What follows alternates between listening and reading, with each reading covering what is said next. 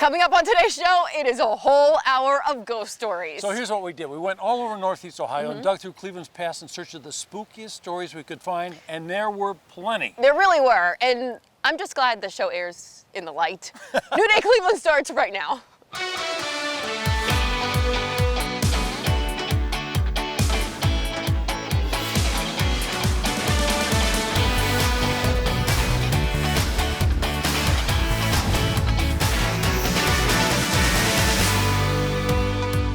Welcome to our spookiest road trip yet. I'm David Moss. I'm Natalie Herbeck. So the stories we're about to tell you are full of haunted buildings, unfortunately tragic accidents, and of course, there are ghosts. And you know, it might make you wonder about the things that go bump in the night, but don't worry, no one died in the making of this episode. Thankfully, our first stop is considered one of the most haunted spots in America. It's known as the Death Car, and you can climb aboard at the Midwest Railway Preservation Society.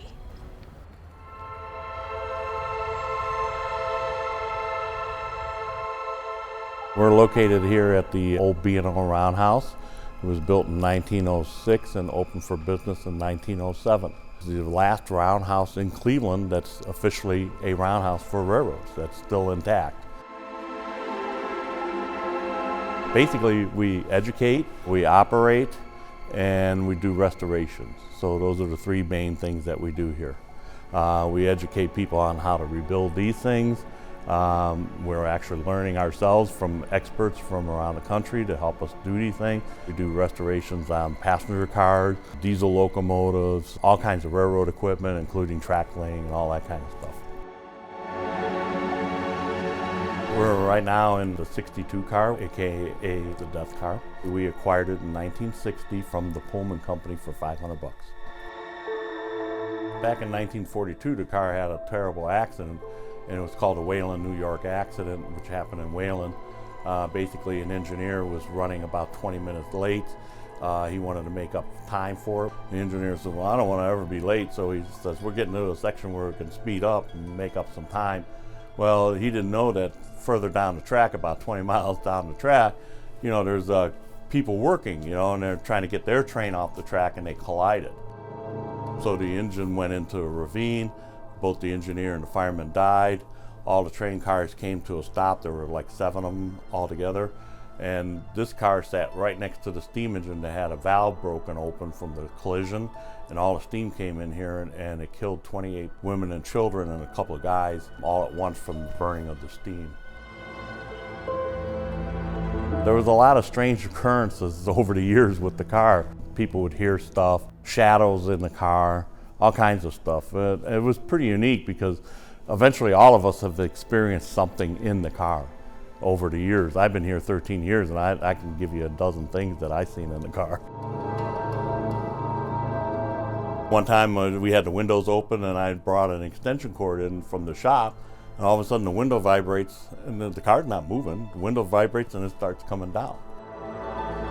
Other people heard voices in here. Other people were sitting in the chairs and resting their eyes, and they had their feet up on the other chair, and all of a sudden they could feel a hand grabbing them and stuff like that. So yeah, there's just some unique stuff going on. Every once in a while somebody will come out of that bathroom and yell, "Get out." We get people from all over the world to come and see this car because of the paranormal activity that happens in here. And they found the roundhouse is haunted, they found that this is haunted, and the warehouse building is haunted.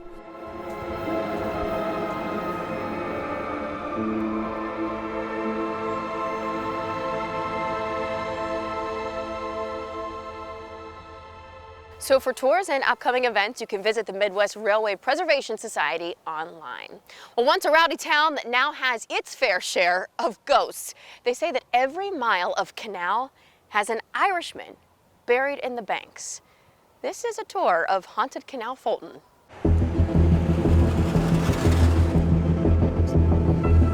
Here in the historic town of Canal Fulton, the place that I hold near and dear to my heart, I've done ghost tours and investigations internationally. I do tours in 7 to 8 states, but this place really has the haunted history that people just love. And you know, with doing investigations over the last 30 years, a town like this is full of dark history. Remember, the canal came through here in 1825 and basically made this town a big boom town. On every corner where we're standing at, there was a saloon. And with the saloons came a lot of drinking, a lot of fights, and a lot of dying. We're here in the 1870 building, the basement of Sister Century House Restaurant in Canal, Fulton. This tunnel actually led underneath Canal Street over to the corner of the old saloon that stood there. So there would be lots of fights, people would be murdered. If you had enough money, you could pay off the owner of that hotel. You could use this tunnel. You could drag the body under the tunnel over here to where there was a crematorium oven. Of course, this tunnel right here, it's been blocked off. The access has been closed off for many years. But this isn't the only area of intrigue and interest in the basement. We also have an area, when you hold up a pendulum, the pendulum will just spin crazily, picking up on the energy in that room. This is the area where the crematorium oven was operated. Of course, now it's bricked up, but the stories still live on about the oddness of what has happened in this room. Now we're going to walk over here because I'm going to tell you the story about the ice chest and the server from the 1990s who was down here getting ice, minding her own business. She leaned over, scooped up some ice, and got a prompt smack on her backside. It was after that that she refused to come down here because there was nobody standing behind her. We're on the second floor of the Barrel Room on Canal Street in Canal, Fulton. The spot that we're in today is Sully's Speakeasy. But back in 1994, this was just an empty area for storage. Now, my ghost sighting took place right here in this window. I was actually standing outside of the building, down on the corner of Canal and Market Street, eating an ice cream cone with my children. The ice cream store was downstairs and they had closed up for the night. We saw the gentleman leave. And as we were standing there, I happened to gaze up in this window, and there was a very tall man in a tuxedo who was looking back at me in a building that was closed up. And he disappears, and then I saw the movement of the white curtain as if he had brushed past it. We're standing here in front of the historic Pink House in Canal, Fulton. It was built back in 1842, and it was the home of Doc Hiram Dissinger, who used this building not only as his residence, but also as his doctor's office. And this would have been the entranceway that the doctor used to go inside the house. Now, Doc Dissinger was well-loved, well-respected, delivered babies, pulled teeth, set bones, but he also had two really bad habits. He liked to drink a lot, and he liked to do autopsies. Back in the day, before there were rules and laws against exhuming bodies, he would go out after dark, dig up a body that had perplexed him as far as what the cause of death was, bring the body back here in his wagon, take it inside, and do the autopsy. You can pretty much explain away 90% of what people say is the paranormal. It's that 10% that's left that really gets my interest. It intrigues me. A town like this is full of dark history.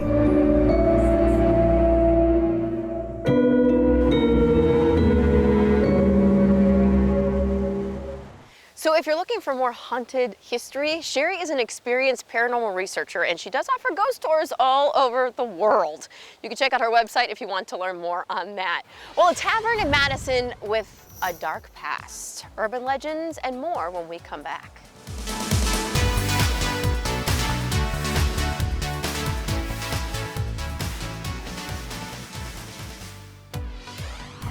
Every day is a new day. Follow New Day Cleveland on Facebook and Instagram.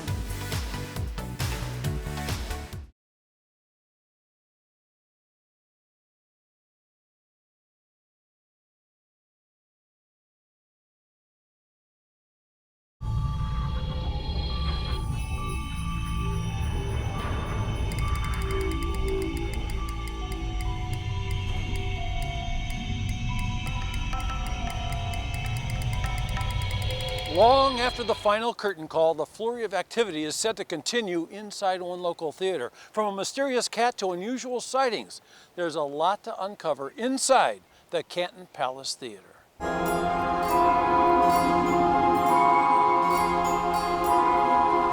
Canton Palace Theater was built in 1926. It was a gift from Harry Harper Inc. to the Canton community to use as they see fit. It was a silent film house, and then it became a talking film house. It was originally built as a vaudeville theater, so there were a variety of performers that would come through. The Canton JCs got together with the city of Canton and some other business people in the community, and they created the Canton Palace Theater Association. So the theater reopened in 1980 as a nonprofit organization, and we've been fully operational ever since. They say the mark of a great theater is a patron that never left. So I happily coexist with anybody that wants to stay and hang out here at the Palace.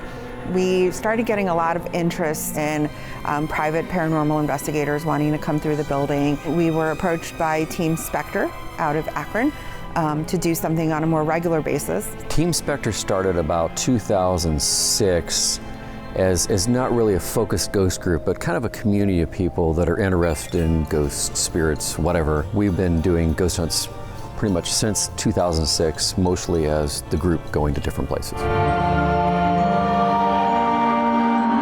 Over the years, this has been a really interesting place to just wander around and see what you run into. We run into spirits in the dressing rooms. We'll hear a voice called out when there's no one down there. I've been addressed in the dressing room hallway while no one else is in that part of the building. I've had my name called out loud. Go turn around the corner, there's no one there. I've seen shadows walking all around the building, up in the balcony.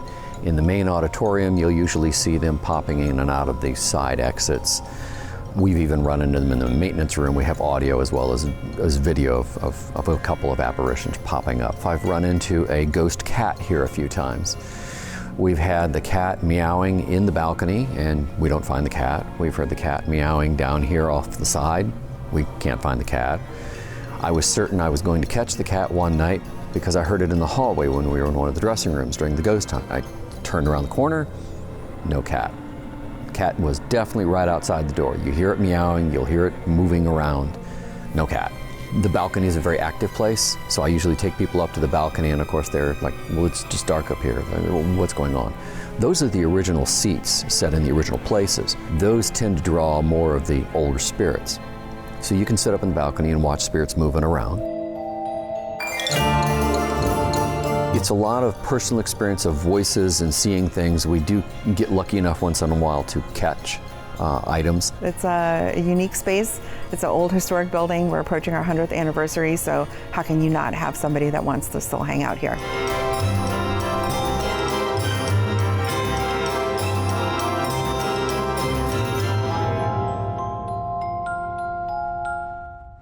And if you want to, you can experience it for yourself. Canton Palace Theater and Team Spectre host events on a semi-regular basis, so just go online to learn a whole lot more.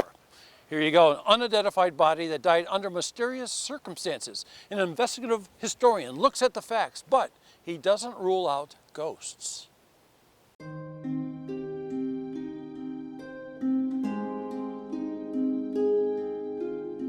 My name is William Krejci. I'm an author and investigative historian. I had been working on a book a few years ago, and in that book I was writing a chapter on haunted inns and taverns, and of course the Unionville Tavern is one that just really jumps out at you with all these great ghost stories behind it. So I started looking into, well, maybe there was something that happened here. So finding out the ownership along the way and finding out that Phineas Mixer, who owned it, he died here. A later owner, a man named Shears, Spencer Shears, he also died here. Of course, they had family members that lived here that also passed through these halls and passed away within these walls, I guess would be a way to put it. But then I found one story that really jumped out at me, and it came from June 13th, 1855. A man had checked into the hotel the night before, didn't sign any registry, didn't give a name, and he just went up into his room. And the following morning after breakfast, he came out and he sat down next to the stove, it said, put his head down, and they asked him, are you okay? And they checked on him, and the man was dead. They went through his carpet bag to try and find out who he might be. They found a plug of tobacco, pipe, some dirty clothes, $2 in cash, but they also found a travel guide for the United States and there was a name and a couple of addresses inside, and it said T.E. Courtney, office, Main Olive, home, 3rd and Olive. They had no idea who this man might be, presumably T.E. Courtney. They buried him in the cemetery diagonally across the road over here. Thanks to modern technology and using some genealogical databases, I was able to do a little bit of searching, and I typed in the last name. It turns out, finding out a little bit about Mr. Courtney kind of clued me into as to who this man might have been. Mr. Courtney's family owned plantations down in the South. So the question is, why would this man come to the Unionville Tavern carrying Mr. Courtney's book? As I said, his family owned plantations in the South. I have a feeling that this man was probably looking for people running away from slavery. And since the Unionville Tavern was a known stop on the Underground Railroad, they really didn't hide that. He was probably here looking for people who had been held in slavery that were escaping to the north.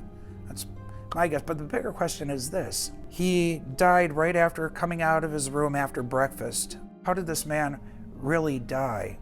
We might be looking at a 170-some-year-old, 165, 170-year-old murder here. It's a possibility. Who could say? I did accumulate a pretty lengthy list of people who have died in this place, mostly owners and operators or their family members. But we can never say for sure, of course, who haunts a place or why. I'm putting forth a history and saying, well, this is a possibility. One of the stories that I had been told was it's supposedly haunted by the ghost of a man who was fleeing slavery while he was on his way up here. He stayed here on his way to Canada, and that his ghost haunts this place. And I'm like, well, why? Like, why would somebody come back from Canada to haunt a place that they briefly stayed at on their way to freedom? Doesn't make sense to me. It makes more sense that it would, if it were haunted by somebody, it would be haunted by somebody who lived or died here. And in this case, it could be any number of the previous owners or their family members, or maybe even this man who is buried anonymously over at Harper Cemetery across the road there. The Unionville Tavern is just one of the urban legends William Krejci has investigated. So if you're interested in his research, you can find his books online. Coming up, spend the night in a haunted inn, if you dare.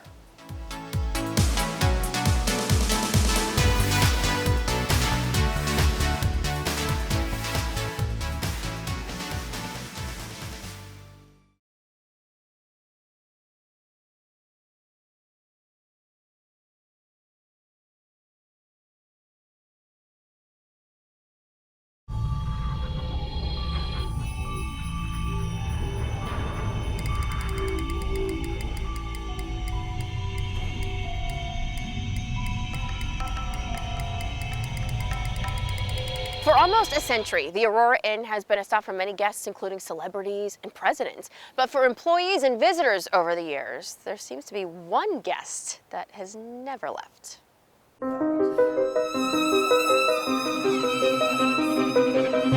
We're at the Aurora Inn Hotel and Event Center. It was founded in 1927 originally, and even before that, it was a stagecoach stop here in Aurora. We just took over 5 months ago, but have heard many guests telling a lot of the stories about the history of the ghosts and some of the happenings here. And I wasn't so sure about it until about a month ago when I stood at the front desk and this very bell was ringing on its own. Just stood there, nobody close to it, and just was dinging over and over. And I have other guests telling me the same thing, and other people who work here. I've been here almost 31 years. I've seen a lot of things going on and off within the years, collected a lot of memories. I've seen her twice in same ghost, same outfit, pretty girl. We were in the bar one night. I was closing up, and back in the days we had to lock everything up, all the doors, everything. And I was up at the front desk and I heard this noise in the bar, and I'm like, nobody was in there. So I turned around and she was standing by the wall, and I turned to the front desk. I said, "Do you see that?" And all of a sudden it was just like a puff of smoke that just disappeared. I was closing up one night and the lights were flickering again, and I turned over to where the light switch was, and she was standing there again, same outfit. It was a long blue, like pioneer outfit with an apron, the bonnet, the whole bit, very pioneer. Exact same figure, everything. And I just looked at her and I said, go back to your room. And again, a puff of smoke just disappeared. When we were doing some remodeling, TVs and radios were going off. There were no TVs and radios in the rooms because all the rooms were completely gutted. So just weird things. We don't really know who this ghost is. We haven't had any information on that. Tried to look back through the Historical Society, who may have passed here, who may have had a connection here, who might want to come visit, but we don't have any information. We do have quite a few guests who come in, especially 2 rooms directly above us that are 2 rooms where the ghost is known to visit. And so we've had actually ghost tours and people coming here specifically looking for the ghost, to meet the ghost. We did have a guest one night staying there. He came flying down the stairs, took his room key, slapped it on the countertop up front. He goes, this place is haunted, and he flew out the front door. She's a very friendly ghost. A lot of people look out for her. A handful have seen her, a lot of our regulars have seen her, and then like I said, a lot of the fellow teammates here have told me different ways they've experienced her, seen her, met her, and she's very friendly. So far nothing negative. She just likes to hang out and visit and has not caused any problems. It's a great little town, it's a great community, it's a great little building, and it's, like I said, it's kept me here for 30 years. And that's why I think she still hangs around, because she just enjoys it, just like I do. You can book your visit at the Aurora Inn or even dine inside of the Six Horses Tavern. Just visit them online for hours and availability. Okay, next we are heading to southern Lorraine County, where the Spirit of 76 Museum may have more spirit inside than just the famous painting.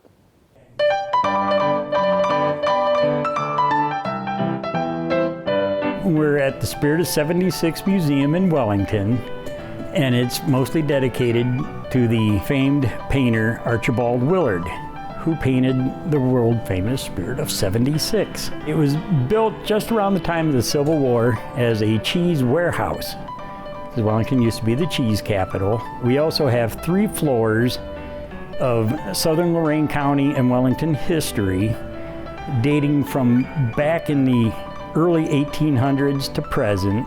The main experience I've had was with Alex Justice. He was a pioneer, lived just west of Wellington. He was born in 1836, and he would walk to Florida collecting Indian artifacts. He'd do this 3 times during his lifetime. We have his buckskin suit upstairs. I was giving an interview to a family of 5. I just made a joke saying, if this was his favorite suit, all of his pictures are in this suit, what was he buried in?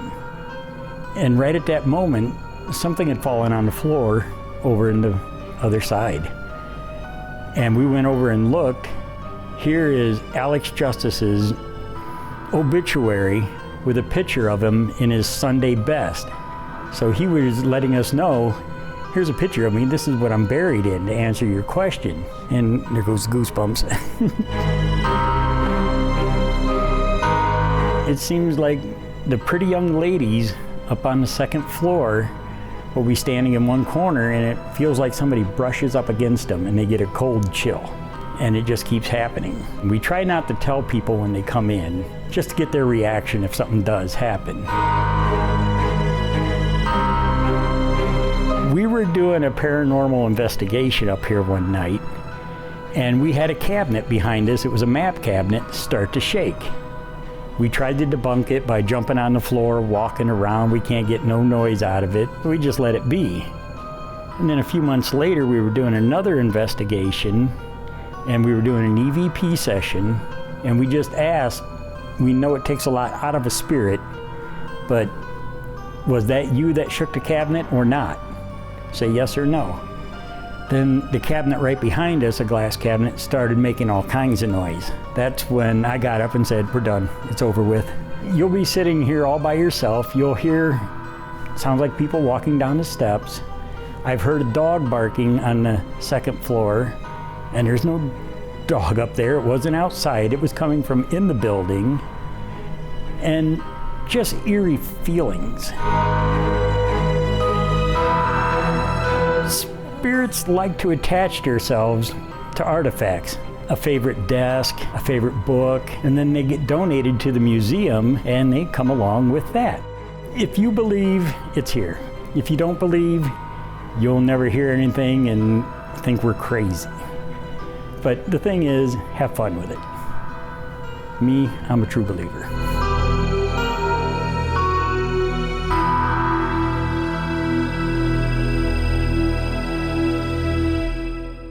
The Spirit of 76 Museum is located in Wellington and it's open to the public. You can check out their website if you want more details on their hours. All right, we are experiencing the horrors of the past right where they took place. We're taking a tour through Cleveland's haunted history after this.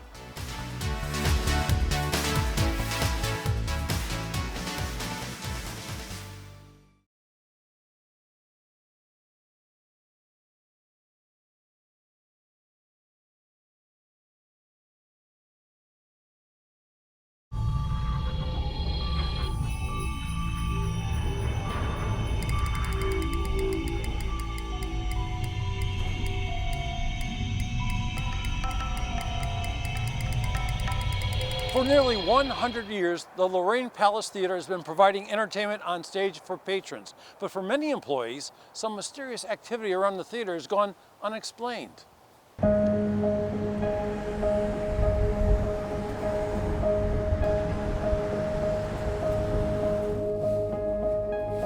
This theater's been here since 1928. We're talking about the vaudeville era. And this was a theater that was built after a tornado destroyed the entire street in 1924. And actually, the other theater had a balcony. And that's why this was built as Ohio's largest one-floor theater. And if you notice on the Presidium over here, what we have is 13 caskets that memorialize the 13 people that were crushed by the balcony at the Ohio Theater down the street when it collapsed.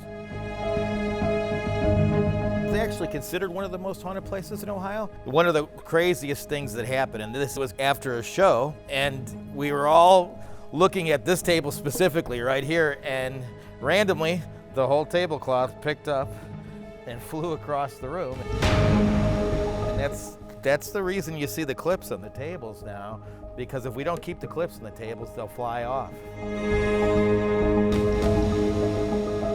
The ladies' room is extremely active. A lot of times people go in there and the lights start flickering.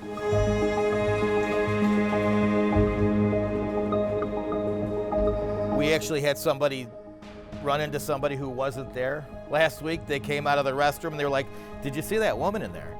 And she was like, "What are you talking about? I was in there with you." Well, she bumped into somebody that actually wasn't there. That's directly connected to the projector booth that's above that area, which is always extremely active too. I actually had an employee that saw someone leaning against the wall, a shadow person that was staring at him. He randomly just saw this and just left and never came back again. I was sitting out here. I think most of the people had already come in and I was the only one out here. And the chandelier up by the front doors, I looked at it and noticed it was swinging. And I was like, wow, I wonder if that was the wind or something. My daughter actually saw a different chandelier swinging out here, and she got her phone out of her pocket and was gonna tape it. And as soon as she pulled her phone out, it noticeably stopped swinging, and then she videotaped it, and the video clip mysteriously disappeared off her phone. It's all a matter of perspective, the person's own opinion of those kinds of things, but I can tell you that the first 6 months that I was here, I would hear this as I walked through the building behind me in various forms. And then there was the legend that the giant key ring that the previous guy used to wear, you could always hear him coming, and so I thought that was interesting. This is an old building and a lot of history, so I started playing a lot of Frank Sinatra, actually, to kind of calm down the spirits. And they've left me alone ever since. I've heard so many stories here now. It's undeniable. There's something going on.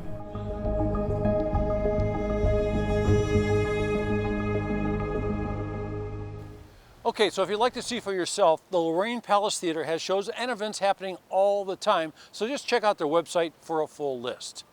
The horrors of downtown Cleveland, right where they happened. Hear chilling stories of death and tragedy with Tours of Cleveland. This is our Tales of Terror tour. This tour involves the death of 312 people, all Clevelanders, all actual true stories. This is actually not a ghost story tour, and we talk about 7 stories of terror, death, and mayhem here in Cleveland. One of our stories involves a streetcar that will plummet into the Cuyahoga River on November 16th, 1895. It's actually the oldest of the stories that we talk about on our tour. And our streetcar has 17 people will lose their life in this incident when the car comes up to the bridge and ultimately plows through the safety gate and plummets 101 feet down into the Cuyahoga River. If you'd like to learn something new about Cleveland but don't want to be spooked, Tours of Cleveland does have a variety of walking tours all year long. You can visit them online for a full list. Okay, a funeral home with ghostly residents. See the haunt for yourself when we come back.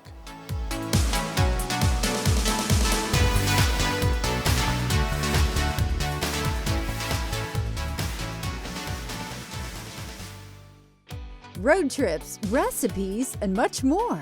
Go to fox8.com and click on the New Day Cleveland tab.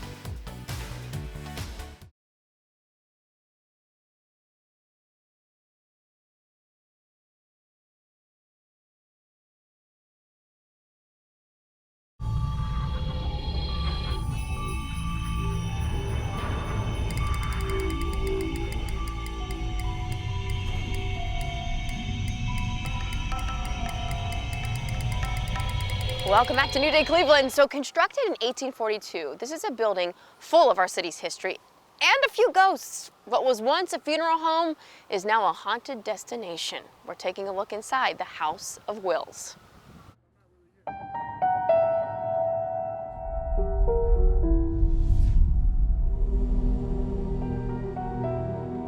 House of Wills was originally built in the early 1900s by a 33rd degree Mason.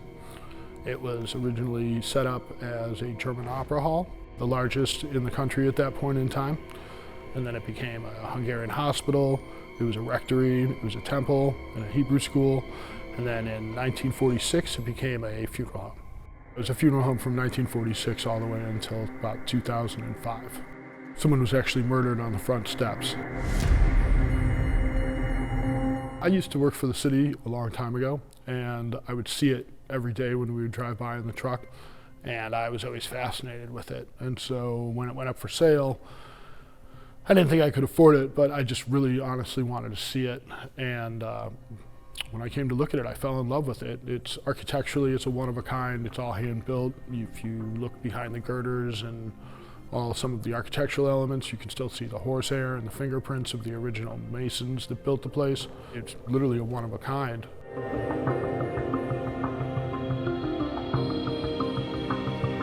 I lived here for about 3 years by myself, and it was definitely interesting being in a building of this size with all the different noises and different other things that kind of show up every once in a while in the property. I've seen flashing lights, flying lights that were much too linear and much too fast to be a person. I've seen apparitions, see-through apparitions. And more so, I just occasionally I'll get almost like a feeling of being watched, but it's more than that, because it's almost like a vision that you can see in your head of who's watching you from a remote location. The building's definitely its own enigma. There's been a lot of ghost hunting shows that have come in here, and everyone who's been in here claims that it's one of the most haunted locations they've ever been in. Most of the people I've had brought in, we kind of agree on the aspect that it is probably more of a quantum field of some sort, where you can almost see back in time, where you see back in time in the same place that you're at. And I would tend to agree with that aspect. From what I've seen, they were definitely historically accurate, some of the visions I've seen walking around the house. The main reason I bought this place is to try to show that one person can make a difference and that history is really important. I would like to see the building restored back to its original glory. I'd like it to be here for another 200 years. I just wanted to try to show people that, you know, you can do something if you try. It's not impossible, it's not easy, but it's definitely not impossible to save some of these absolute, like, one-of-a-kind buildings that our city should be known and loved for.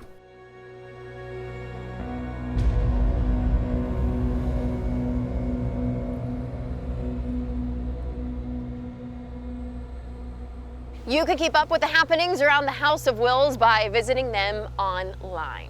Well, a local spiritualist with a mission, helping the dead find peace. Meet Psychic Sonia.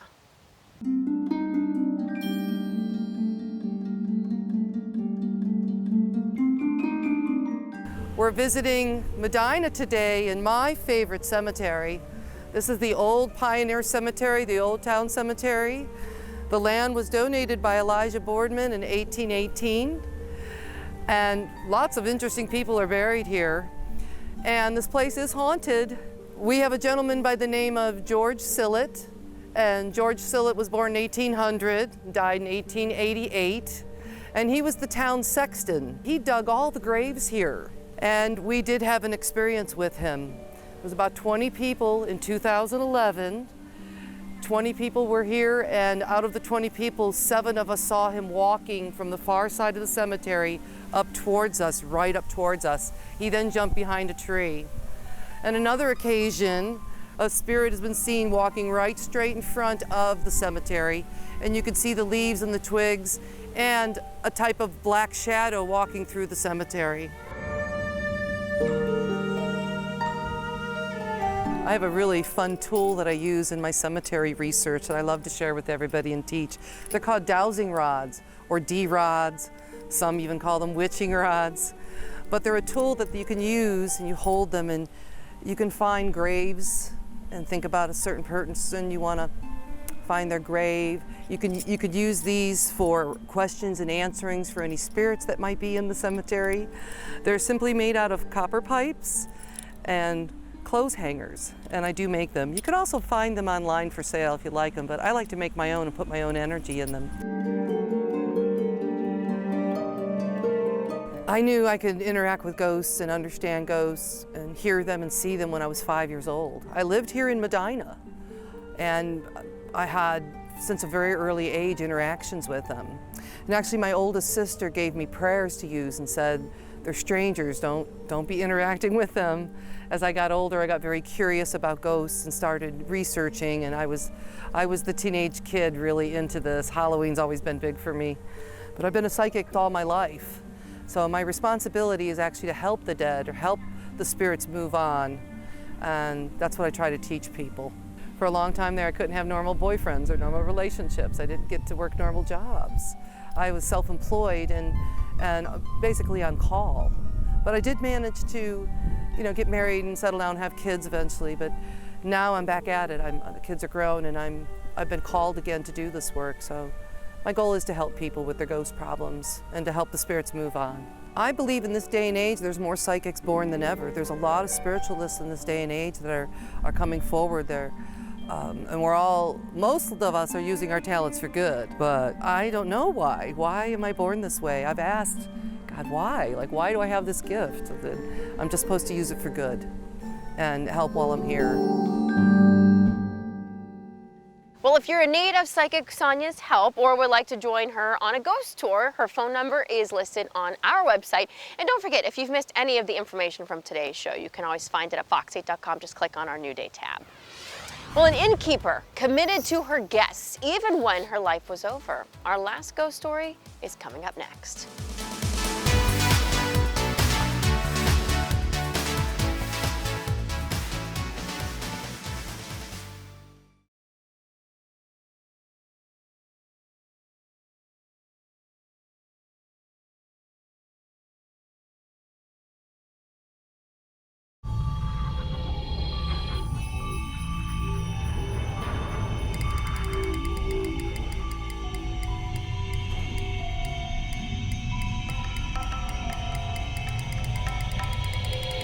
This charming inn is hiding some spooky secrets. It's home to the ghost of an innkeeper's wife who's known to be a bit mischievous. You can spend the night in a haunted bed and breakfast at Riders Inn, but be careful, you might lose your keys.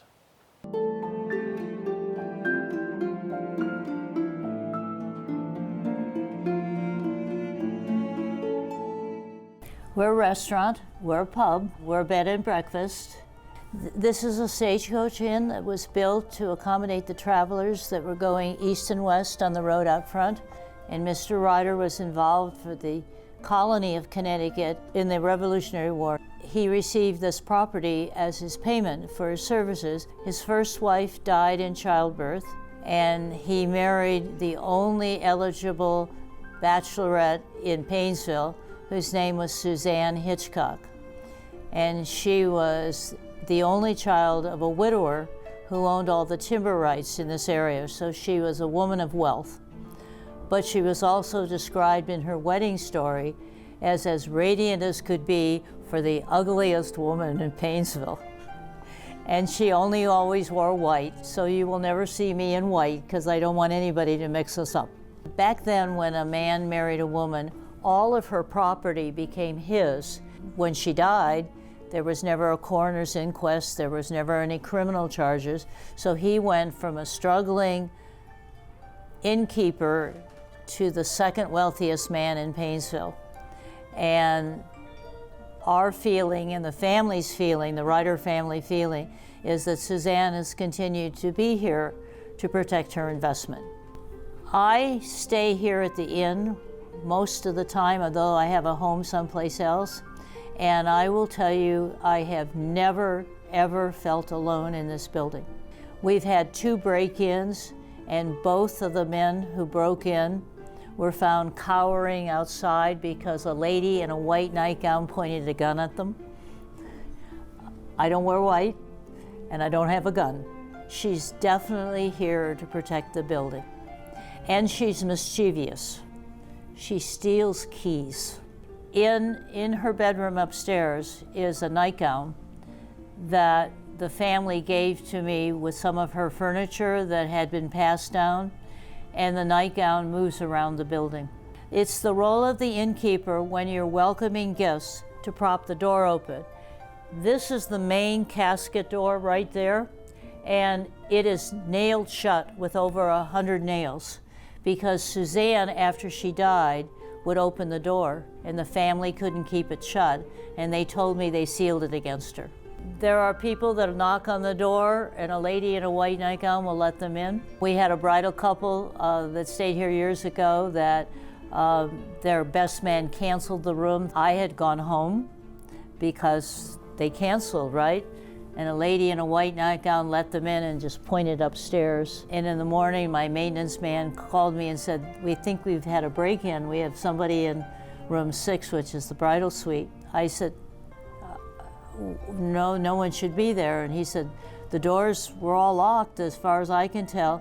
And when I knocked on the door, the man said, "You are the rudest innkeeper. We asked you for a Coke last night and all you did was stamp your foot and point upstairs." Well, I wasn't here. This building has experienced all of Ohio history starting on June 16th, 1812. So all of the people that have come through here and all of the events that have been here are preserved here. These are original floors, original tables, even our dishes. We've tried to preserve history from 1812 here, because if you don't know about history, you're doomed to repeat it, right?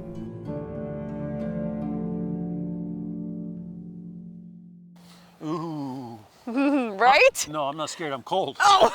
That's okay though. Well, that's hey, I just want to tell you guys, Northeast Ohio is full of spooky stories, but that was all we could fit into 1 hour. So hopefully we gave you a good scare or at least a few goosebumps, Oh, right? yes, for sure. Hey, don't go in any basement alone. That's what we've learned from this. Use salt to get rid of evil spirits, and stay away from cemeteries at night, okay? I'm Natalie Herbick, everyone. And I'm David Moss. And we'll see you on the next New Day Cleveland. Ooh.